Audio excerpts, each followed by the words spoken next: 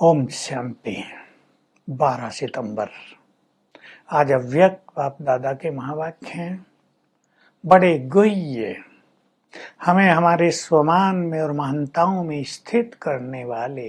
सच तो यह है, आज के महावाक्यों पर चिंतन करके यदि हम इन्हें धारण कर लें तो सारी स्थिति की हलचल और व्यर्थ समाप्त हो जाए। तो बाबा कह रहे हैं, आज बाप दादा अपने विधाता और मास्टर वरदाता बच्चों को देख रहे हैं। बाप भी विधाता और वरदाता है, तुम बच्चे भी मास्टर विधाता और वरदाता हो। जिन्होंने स्वयं बहुत सारे वरदान प्राप्त किए होंगे वही दूसरों को भी वरदान देने वाले बन जाते हैं, भाग्य निर्माण करने वाले बन जाते हैं। तो अपनी इन महानताओं में स्थित हो जाओ। तुम बच्चे विधि विधाता भी हो। बहुत बड़ा शब्द है ये। अर्थात तुम जो यहाँ ईश्वरीय विधि के द्वारा कर्म करते हो वो विधान बन जाते हैं पूरे कल्प के लिए। तुम्हारा यहाँ का पुरुषार्थ सतयुग की श्रेष्ठ प्रारब्ध दिलाने के निमित्त बन जाता है। तुम्हारे यहाँ के योग युक्त कर्म भक्ति के भी विधान बन जाते हैं। तुम यहाँ सब कुछ विधि पूर्वक प्राप्त करते हो तो भक्ति में तुम्हारी पूजा उसी तरह से विधि पूर्वक होती है। तुम सभी विधि विधान के निर्माता हो। भक्तों को यदि सिद्धि भी चाहिए तो किसके पास जाते हैं?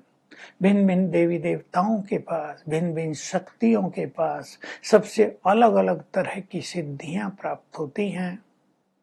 तुमने यहाँ अविनाशी बाप से अविनाशी सिद्धियां प्राप्त की हैं। तुम्हारी सिद्धियां अविनाशी हैं, पूरा कल्प चलती हैं। और भक्ति में जो रिद्धि सिद्धि दिखाते हैं वो चमत्कार हैं, अल्पकालीन प्राप्तियों के लिए हैं, वो अविनाशी नहीं है। तुम जो इस टाइम, देखिए इस टाइम के सिद्धांत भविष्य में कैसे सिद्धांत बन जाते हैं। बाबा ने कहा तुम सब इस समय कहते हो गॉड इज वन, भगवान एक, बाप एक है, बाकी धर्मात्माएं और महान आत्माएं बहुत सारी हैं। तो तुम्हें एक प्रारब्ध मिल जाती है और भक्ति में भी अनेक धर्म वाले इसी सिद्धांत को लेकर चलते हैं कि गॉड इज वन। तुमने यहाँ पवित्रता का सिद्धांत अपनाया तो 2 युग तक तुम्हारे सिर पे लाइट का ताज रहता है। और भक्ति मार्ग में भी जिसको कुछ विशेष प्राप्तियां चाहिए, जिसको कुछ विशेष सिद्धियां चाहिए, वो पवित्रता को अपना कर ही साधना करते हैं, उसके बिना सिद्धि नहीं मिलती। तो बाबा कह रहे, बाप दादा तुम्हें मनन का काम दे रहे हैं। कौन कौन से तुम्हारे सिद्धांत पूरे कल्प के लिए, सतयुग के लिए, भक्ति के लिए अविनाशी बन जाते हैं, इस पे चिंतन करना। तो भिन्न भिन्न ऐसे स्वमानों की स्थिति में स्थित होकर बैठना। जैसे किसी की कुर्सी हिलती हो तो इधर उधर होते रहेंगे ना, स्थिर होगी तो हिलेंगे नहीं। कई बच्चे योग में बैठते हैं, वैसे नींद नहीं आएगी, जब योग में बैठेंगे तो नींद आ जाएगी, सुस्ती आ जाएगी, मन इधर उधर भटकने लगेगा, क्योंकि सीट पे सेट होके नहीं बैठते। तो अपने भिन्न भिन्न स्वमानों की सीट पर सेट होकर रमणीक तरह से योग में बैठो। ज्ञान रमणीक है, कभी बीज रूप में स्थित होकर बैठो, कभी फरिश्ते रूप में, कभी विश्व कल्याणकारी के रूप में, कभी कल्प वृक्ष के ऊपर खड़े होकर सारे कल्प वृक्ष को सकाश दो, कभी सृष्टि चक्र के ऊपर खड़े होकर सबको शक्तियां दो। भिन्न भिन्न तरह से रमणीक रूप से अभ्यास करते रहो तो न कभी सुस्ती आएगी न नींद आएगी। लेकिन बच्चे भूल जाते हैं। तो अमृत वेले की बात बाबा कर रहे हैं। अपने बिस्तर से उठ के कोई बाबा के रूम में जाके बैठते हैं, कोई अलग जगह पर जाके बैठते हैं। स्थान तो बदलते हैं पर स्थिति को भी सेट करो, स्थिर करो। भिन्न भिन्न अभ्यासों में बैठो। अगर बाबा कहें कि लिस्ट निकालो भिन्न भिन्न स्वमानों की, तो लंबी लिस्ट निकल जाएगी। तो केवल जानकारी नहीं, उसे मानो। जानने से केवल खुशी होगी, मानने से शक्तियां आ जाएंगी। तो कभी मैं नूरे रतन बाबा के नैनों में समाया हुआ हूं, इस स्थिति में स्थित हो जाओ। कभी दिल तख्त नशीन हो, इस स्वमान में स्थित हो जाओ।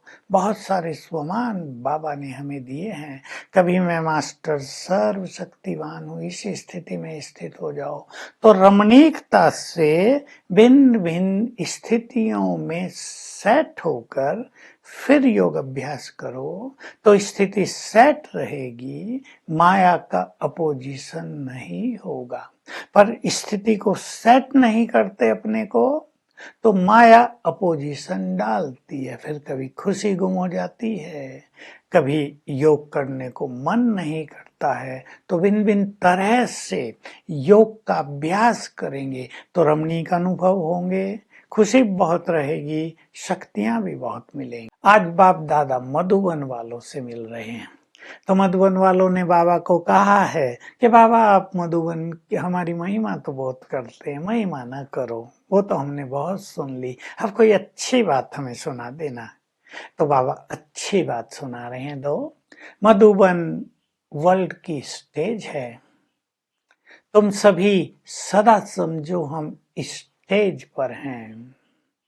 तो जब मनुष्य स्टेज पे होता है, कोई भी एक्टर, तो स्वयं पे कितना अटेंशन रखता है। स्टेज पे नहीं होता तो कैसे भी कर्म करता है, उठता बैठता कैसे भी है।